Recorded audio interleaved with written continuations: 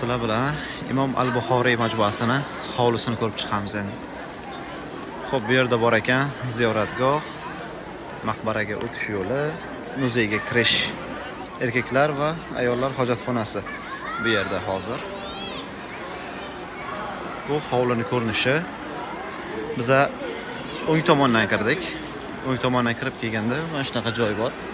Xuddi shunaqa holat u tomonda ham bor ekan. Hovlining o'rtasida daraxtlar bor. Ozgina kichikroq bog' bor.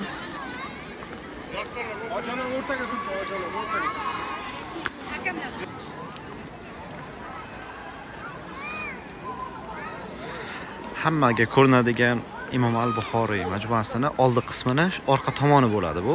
Undan keyin kirib kelganda hovli mana bu yer qismi. Bu yerda maqbarasi bor ekan. Ikkita minora, orqa qismdagi minora. Shunaqa gaplar menga juda ham yoqdi. Oppoq bo'lgani uchun juda ham chiroyli qilingan. Haybatli.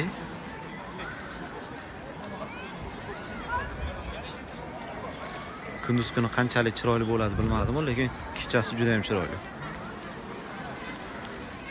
Endi maqbaradan aylanamiz ekan. Payg'ambarimiz Muhammad sallallohu alayhi vasallam hadislarini yolg'on hadislar tarqalib ketgan. Imom Buxoriy o'sha hadislarni sahihlagan. Sahih nima bu? Ishonchli, to'g'ri degani. Nosahih bu yolg'on. Din dushmanlari, munofiqlar arab tillarida yolg'on hadislarni tarqatgan. Odamlar qaysi biri to'g'ri, qaysi biri noto'g'riligini ajratishga qiynalib qolgan bo'ladi. Imom Buxoriy Bu yerda gidimiz tushuntiryaptilar odamlarga. O'sha ma'lumot beryaptilar, qo'shimcha ma'lumot.